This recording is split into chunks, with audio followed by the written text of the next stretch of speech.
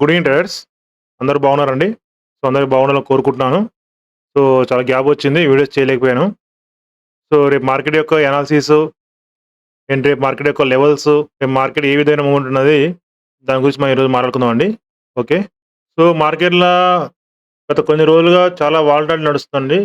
So, నాకు తెలిసి next coming Friday మనకు ఆర్‌బీఐ నుంచి న్యూస్ ఉంది.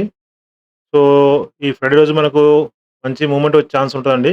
ఓకే. సో, అందుకని మార్కెట్‌లో చాలా వాలటాలిటీ జరుగుతుంది. సో, మార్కెట్‌లో మనకు గ్యాప్ డౌన్ అయితుంది, పడుతుంది, మళ్ళీ పెరుగుతుంది. అండ్ గ్యాప్ అయినా గాని మళ్ళీ పడుతుంది. మళ్ళీ అదే విధంగా మళ్ళా మనకు అప్ సైడ్ పెరుగుతుందండి. సో, రేపు మార్కెట్‌లో మనకు ఏ విధమైన మూవ్‌మెంట్ ఉంటదనేది మనం ఈరోజు తెలుసుకుందాము. ఆల్రెడీ నిన్న మనకు ఎవరైతే ఇక్కడ బై చేసి ఉంటారో క్లోజింగ్ టైమ్‌లో, సో, వాళ్ళని మళ్ళీ క్లోజింగ్ టైమ్‌లో ఎగ్జిట్ చేపిచ్చేసిందండి. సో, మార్కెట్‌లో మాక్సిమం ఎక్కడైతే బై చేశారో 55,500 కింద ఎస్ఎల్స్ ఉంటాయో వాళ్ళ ఎస్ఎల్స్ అందరూ హిట్ అయిపోయినాయి. సో, మాక్సిమం ఇక్కడ బయర్స్‌కి ఎస్ఎల్స్ అవైలబుల్ లేవండి. సో, బై చేస్తున్నారు. మార్కెట్‌లో మళ్ళీ వాళ్ళకి సెలెక్ట్ అవుతుంది.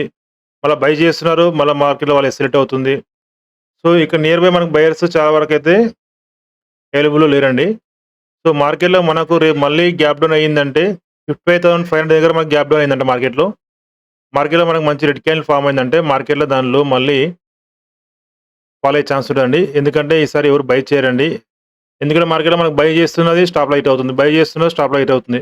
సో, రేపు గ్యాప్ డౌన్ అయ్యి మనకు 55,500 కింద మనకు క్లోజ్ అయిందంటే మార్కెట్‌లో మనకు సెల్లర్స్ మళ్ళీ యాక్టివేట్ అయిన తర్వాతకి మార్కెట్‌లో మనకు కిందికి పుష్ చేసే ఛాన్స్ ఉంటదండి.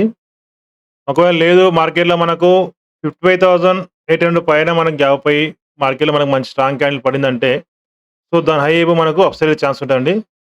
సో, మార్కెట్‌లో మళ్ళీ ఈ బయర్స్ ఎవరైతే ఉంటారో మళ్ళీ యాక్టివేట్ అయితారు కాబట్టి, సో, ఆ స్ట్రాంగ్‌నెస్ అర్థం చేసుకుంటూ 55,800 పైన మనకు గ్యాప్ అయ్యి మార్కెట్‌లో స్ట్రాంగ్ క్యాండిల్ పడిందంటే మార్కెట్‌లో మళ్ళీ అప్ సైడ్ ఛాన్సే ఉంటది.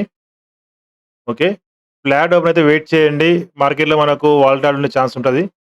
లేదంటే మనకు మార్కెట్‌లో 55,500 బ్రేక్ అయిన తర్వాతకి సెల్ చేసుకోండి.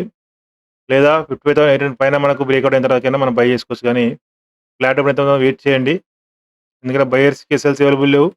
సెల్లర్స్‌కి ఎస్ఎల్స్ అవైలబుల్ లేవండి. ఎందుకు అవైలబుల్ లేవని అంటే, సో, ఇక్కడ సెల్ చేశారు. సో, వాళ్ళు మార్కెట్‌లో మనకు మాక్సిమం 56,000 పైన ఎస్ఎల్స్ ఉంటాయి. సో, ఈ మార్కెట్ ఈ లెవెల్ బ్రేక్ చేయాలంటే మనకు గ్యాప్ అప్ అయితేనే బెటర్ గానీ, ఫ్లాట్ ఓపెన్ అయితే మాత్రం కష్టం అండి. సో, అందుకని చెప్తున్నాను. సో, ఒకవేళ ఫ్లాట్ ఓపెన్ అయినా గానీ మనం ఫస్ట్ అవర్‌లో మార్కెట్‌లో మనకు ఈ 55,800 పైకి మనకు మార్కెట్ క్లోజ్ అయిందంటే, మళ్ళీ అప్ సైడ్ ఛాన్స్ ఉంటది తప్ప, దాని కింద ట్రేడ్ అయితే మాత్రం కష్టం అండి. ఓకే. సో, మాక్సిమం నాకు తెలిసి రేపు అంతగా మూవ్‌మెంట్ ఉండకపోతుండొచ్చు. ఎందుకంటే ఎల్లుండి మనకు న్యూస్ ఉంది కాబట్టి, దాన్ని బేస్ చేసుకొని మార్కెట్‌లో ఏమన్నా పాస్ చేసుండొచ్చు.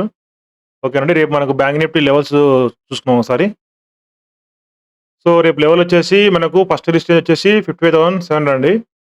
సో, సెకండ్ వచ్చేసి మనకు 58,800 అండ్ థర్డ్ వచ్చేసి మనకు 58,950 అండి. అండ్ సపోర్ట్ లెవెల్ వచ్చేసి మనకు 58,500 అండ్ సెకండ్ వచ్చేసి 55,300 అండ్ థర్డ్ వచ్చేసి 55,150 అండి. సో, ఫర్దర్‌గా మీకేమైనా ఇన్ఫర్మేషన్ కావాలంటే మనకు టెలిగ్రామ్ ఛానెల్ లింక్ ఇచ్చాను డిస్క్రిప్షన్‌లో. సో, జాయిన్ అవ్వండి. రేపు మార్కెట్ ఓపెన్ అయిన తర్వాతకి మళ్ళీ మనకు ఏమన్నా మూవ్‌మెంట్ ఉంటే మీకు దాంట్లో అప్డేట్ చేస్తాను. అండ్ నెక్స్ట్ వచ్చేసి నిఫ్టీ అండి. సో, నిఫ్టీలో కూడా మనకు సేమ్ అండి. బయర్స్‌కి ఎస్ఎల్స్ అవైలబుల్ లేవు. సో, మార్కెట్‌లో మనకు ఈరోజు గ్యాప్ అయింది గానీ, మార్కెట్‌లో మనకు ఫాలో అవ్వకుండా హోల్డ్ చేసుకుంటూ అప్ సైడ్ ఎళ్ళిందండి. ఓకే.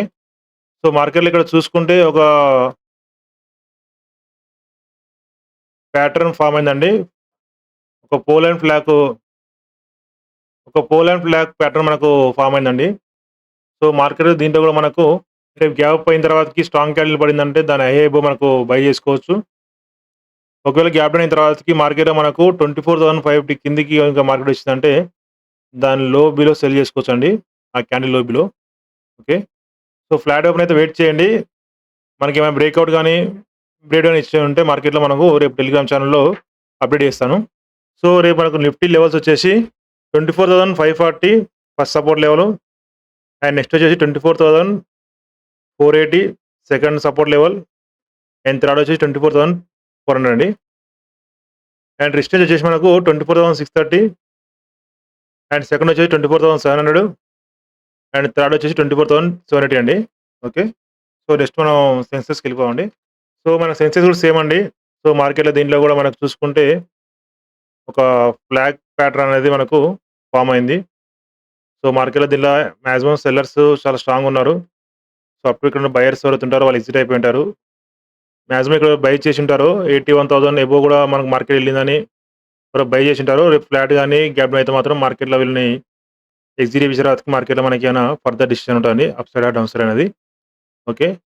సో, లేదు మనం డైరెక్ట్ మార్కెట్‌లో మనకు గ్యాప్ డౌన్ అయ్యి 80,800 కింద మనకు మార్కెట్ ఒక మంచి క్యాండిల్ ఫార్మ్ చేసిన రెడ్ క్యాండిల్ ఫార్మ్ చేసిందంటే దాని లో బిలో మనకు సెల్లింగ్ అయ్యే ఛాన్స్ ఉంటదండి. ఓకే.